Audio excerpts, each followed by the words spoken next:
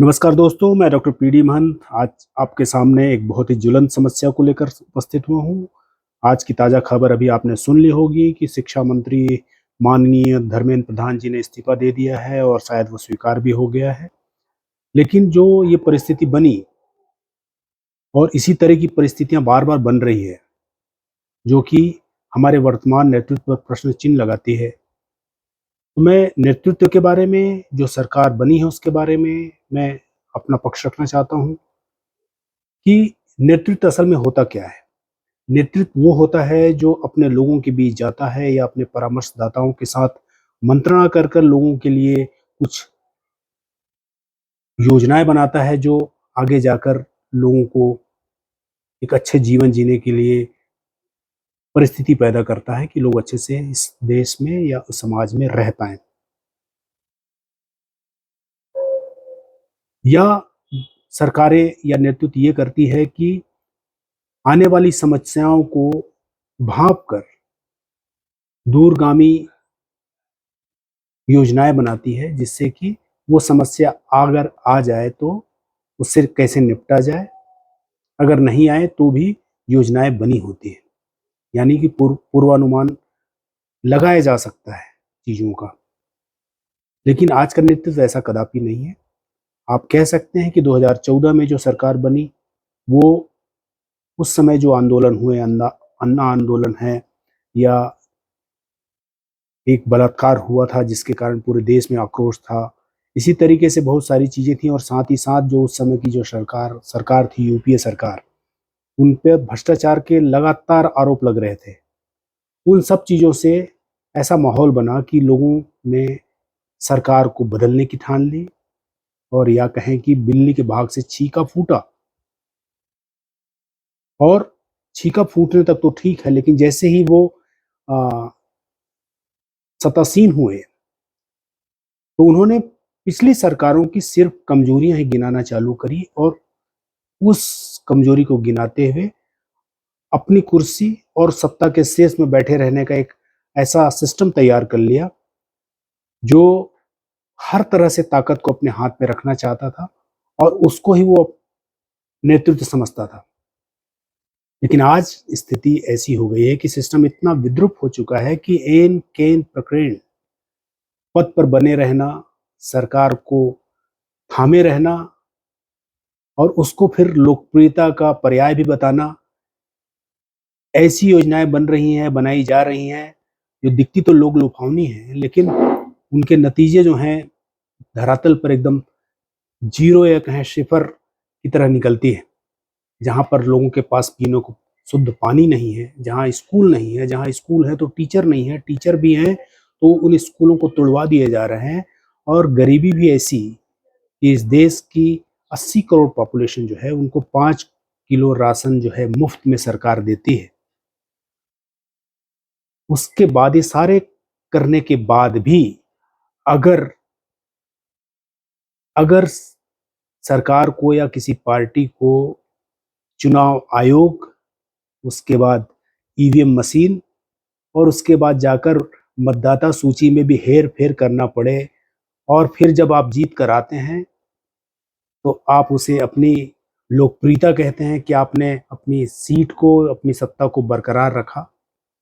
ये भी सच्चाई है कि जो भूखे हैं जिनको खाना नहीं मिल सकता है, वो उनके लिए रोटी से बड़ी चीज़ कोई नहीं हो जाती है। उन 80 करोड़ लोग को आप रोटी भी दे रहे हैं और हमारे और आप जैसे लोगों के पैसे से बड़े-बड़े पोस्टर, बड़े-बड़े विज्ञापन कर कर आपने अपनी चीज़ों को, एक अपनी इमेज को ऐसा बना लिया है कि आप भगवान हैं। अगर आप लोकप्रिय हैं, तो लोगों के बीच में जाइए, उनकी सुनिए, अपनी सुनाइए। ये क्या कि रेडियो पे आ गए और अपनी मन की बात एक तरफ़ा कह दिए। आपकी सिस्टम में अगर कोई गड़बड़ी है, तो उसे स्वीकार कीजिए, ज़िम्मेदारी लीजिए, सुधारने की कोशिश कीजिए और वो जो कोशिश आप कर रहे हैं, वो हमें दिखे भी, जनता को दिखे भी, देश के लोगों को दिखे भी। पर ये क्या, जब भी जो भी सिस्टम में आपको खामी बताता है, जो आपके योजनाओं का विरोध करता है या आपके इतर कोई बात करता है, तो आप उसे देशद्रोही बताने लगते हैं, उसे विदेशी फंडिंग से पैदा हुआ व्यक्ति बताने लगते हैं, उसके चरित्र पे कुछ ऐसा टैग चिपका देते हैं, क्योंकि सारा सिस्टम आपके हाथ में है। और ये जो अभी हुआ, पुलिस का जो अत्याचार हुआ, लोग छात्रों को जेन जी पे जो अत्याचार हुआ, अपने ही बच्चों पर अत्याचार, वो तो पहले से ही पीड़ित थे तभी तो सड़क पर आए। नहीं तो किसे शौक लग रहा है कि वो सड़क पर आकर आंदोलन करे, भूखे प्यासे रहे, पुलिस के डंडे खाने के लिए सड़क पे आए।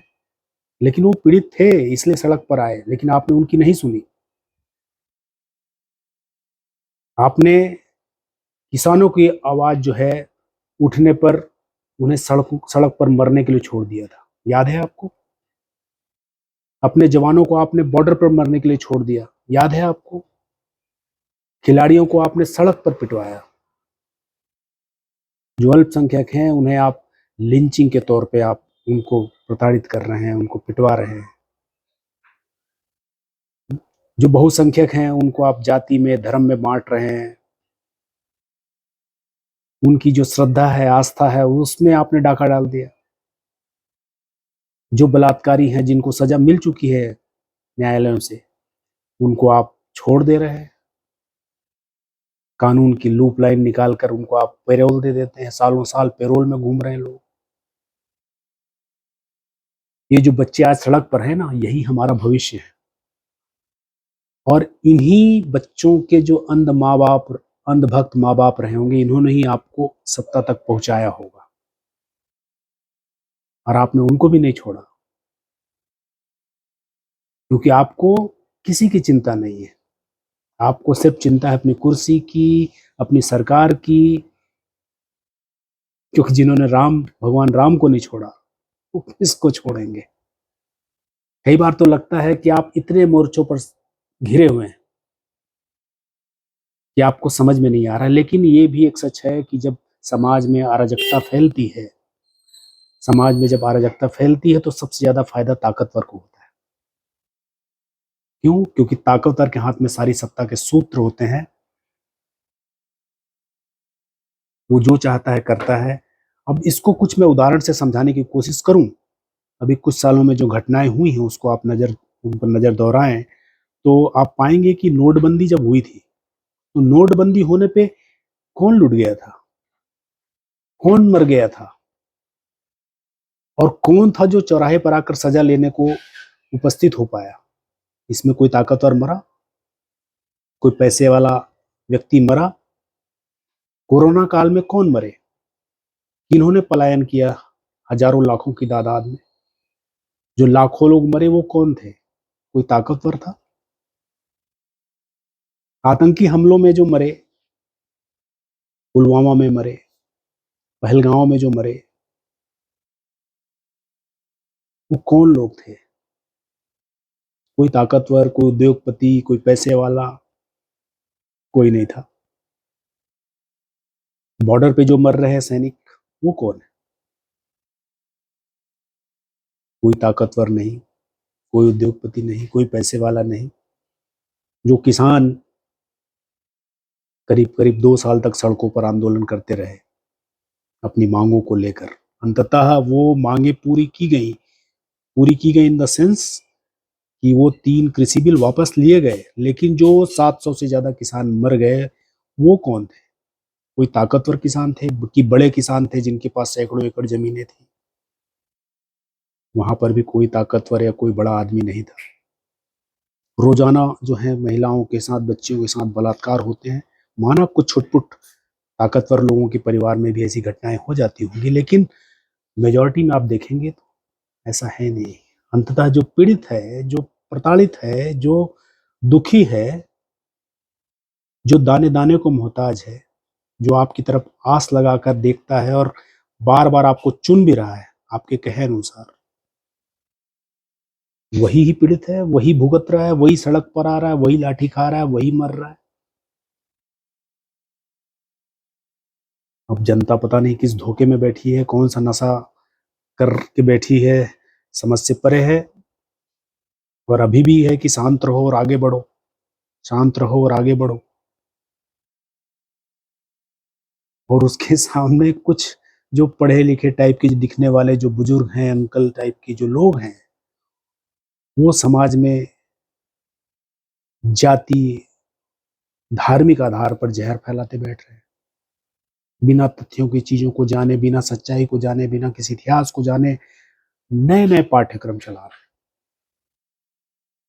अपनी गलती मान लेना कोई कमजोरी नहीं होती, पर अहंकार का क्या करेंगे? अहंकार का कुछ नहीं कर सकते। लेकिन ये भी उतनी ही सच्चाई है कि हर अहंकारी का अहंकार टूटा है, भले ही समय लगे, लेकिन अहंकार धरा का धरा रहा। एक दिन अगर आप इतने लोकप्रिय हैं तो एक दिन आम जनता के बीच में बिना सुरक्षा के, बिना किसी चीज के आइए, लोगों से चर्चाएं करिए, उनकी समस्याएं सुनिए। यही छात्र जो जंतर मंतर में बैठे थे, आप उनके पास जाकर बैठकर उनकी समस्याएं सुन सकते थे। जो आप आज आपने फैसला लिया शिक्षा मंत्री जी को मंत्रिमंडल से बाहर का रास्ता दिखाने के लिए, ये पहले भी किया जा सकता था। जब सारे रास्ते बंद हो गए, कहीं बातचीत का कुछ समझ में नहीं आया, तो आपने वो स्टेप लिया।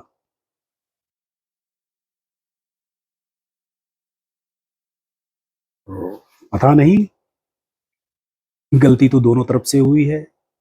हमसे चुनने में हुई है और उनसे जवाबदेही निभाने में हुई है। हमारी गलती पर उन्होंने मान लिया कि हमने सदा के लिए सिंहासन उनको सौंप दिया है, और सिंहासन पर बैठते ही सामने वाला शहंशाह हो गया।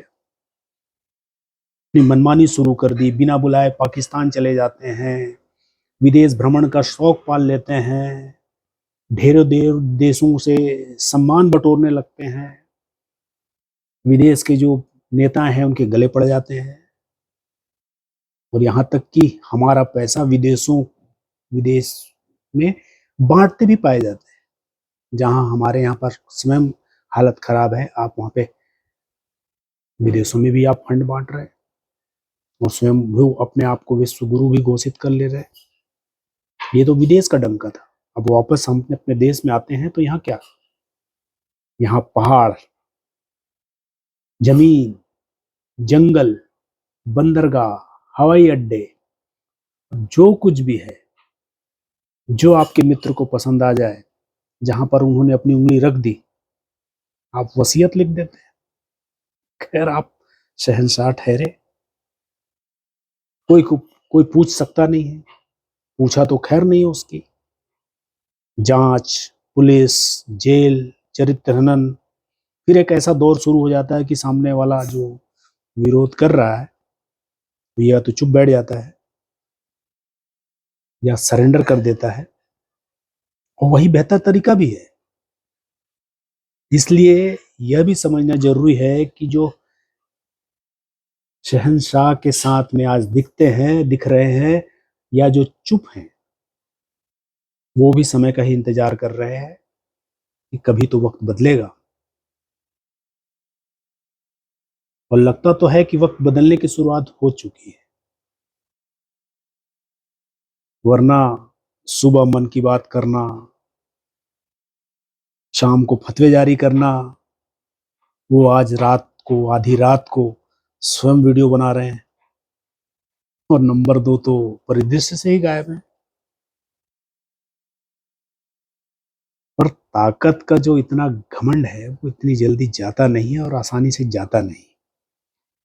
इधर आज हर बात पर, चाहे सरकार हो, न्यायालय हो, प्रशासन हो, वांगचुप साहब हो, या जो ये विरोधी जो विपक्ष के लोग हैं, ये सब अपनी अपनी सफाई देते फिर रहे हैं।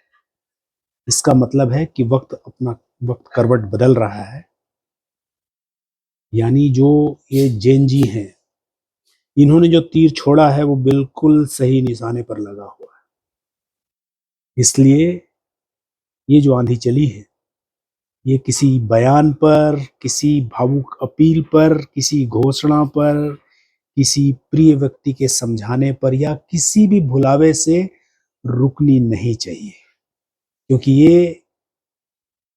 ये ऐसा होता रहा है और हम ऐसा देखते रहे हैं कि घोषणाएं हुई, जांचें हुई, उनके नतीजे वही शिफर निकले, और ये आते भी तब हैं जब, सुनते भी तब है जब घिर जाते हैं।